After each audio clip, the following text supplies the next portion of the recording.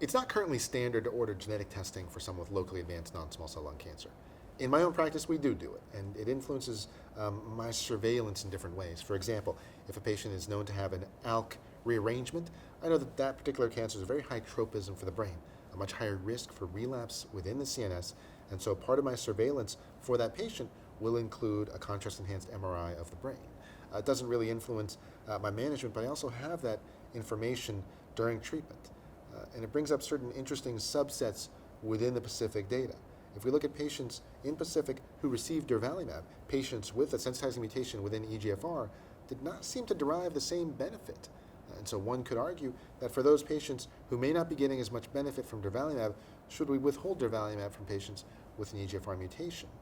These are sort of unplanned subset analyses, but they are quite compelling to discuss, because we also know that if patients receive a checkpoint inhibitor, such as durvalumab or a PD-L1 inhibitor, and then immediately afterwards receive a TKI, there's quite a bit of toxicity. The rate of severe immune-related adverse events when TKIs follow immunotherapy is quite high, about 15% in some retrospective series. If started immediately after a checkpoint inhibitor, within the first 3 months, that number goes up to 24%. Whereas if you start with a TKI and then go to immunotherapy, we don't see that toxicity. So the stakes are higher. If I deliver durvalumab to someone with a sensitizing EGFR mutation, complete durvalumab therapy, they have progression of their disease, I've now made administration of a kinase inhibitor such as osimertinib much more difficult, much more toxic.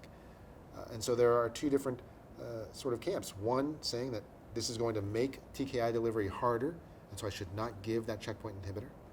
And the other saying, I'm going to give the checkpoint inhibitor and hope that obviates the need to use the kinase inhibitor. Hope that the durvalumab here improves the chance of cure so that I wouldn't need to bother with kinase inhibitor in the future. And we really don't know which strategy is optimal. These are relatively small numbers, and these are subsets. In my own practice with potential cure, I do administer durvalumab, but it's something that I discuss with the patients, and that I go over the data that's there, the unknown answers, and the uncertainty in that setting. I try to share that with the patient, and I am somewhat conflicted about how to manage those patients ideally. My current practice, though, I still do not withhold durvalumab from patients with a sensitizing mutation. I still deliver it, hoping that synergy really gives us that long-term survival, that cure that we're hoping to achieve. If the patient was known to have a tumor that did not express PD-L1, I would still administer durvalumab. We know from some post hoc subset analyses, patients with a PD-L1 score of less than 1% did not seem to derive benefit from the addition of durvalumab. It's important to understand these were unplanned subset analyses. Many patients did not have tumor evaluable for PD-L1. While the EMA, the European approval agency, did not approve durvalumab for PD-L1 negative non-small cell lung cancer, it is approved in the US. I think acknowledging that these are subsets, these are unplanned, and PD-L1 expression is somewhat heterogeneous. This is a stage 3 non-small cell lung cancer, much more likely to be diagnosed by fine needle aspirate or cytology, where PD-L1 expression may not be quite as reliable and may account for the fact that large numbers within PACIFIC were not evaluable for PD-L1 expression. I think that it is an area of uncertainty.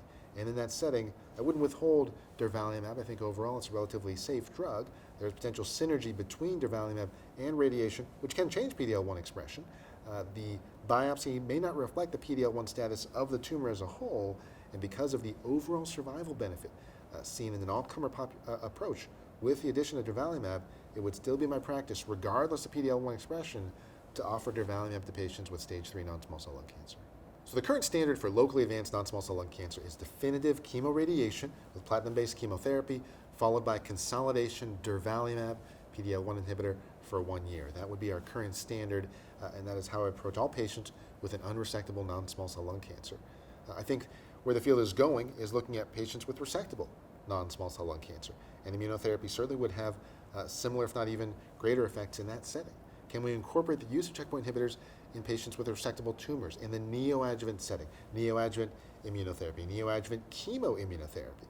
We've seen from some early, relatively small studies that the rate of major pathologic response with chemoimmunotherapy approaches 80%. These are quite high responses. And does this translate to better survival? When we think of a stage 1 or a stage 2 resectable lung cancer, our cure rates are nowhere near what they are for breast cancer, prostate cancer, colon cancer, a significant number of patients still dying from cancer, even with a stage 1 lung cancer that's resected. And so to think that a stage 1, the smallest non-small cell lung cancer, removed, and we still have 30% of patients dying from lung cancer, we clearly need to do better. Administration of checkpoint inhibitors in that setting may get us to the cure rates that we really want. And I expect over the next year or so, we'll start to see some of these neoadjuvant studies, promising results being discussed and published. Now, will those translate to long-term survival? Will take a little bit more time, but seeing that early efficacy is something I'm really looking forward to. I think unmet needs are how to manage patients with driver mutations, driver fusions. An ALK-positive tumor, ALK non-small cell lung cancer, typically not an immune-responsive tumor, but is there a role for immunotherapy in the earlier stage setting? Is there a role for TKI therapy in that setting, either before or after surgery or after chemoradiation? And studies exploring targeted therapy for earlier stage locally advanced non-small cell lung cancer are things that we're really looking forward to in the coming years.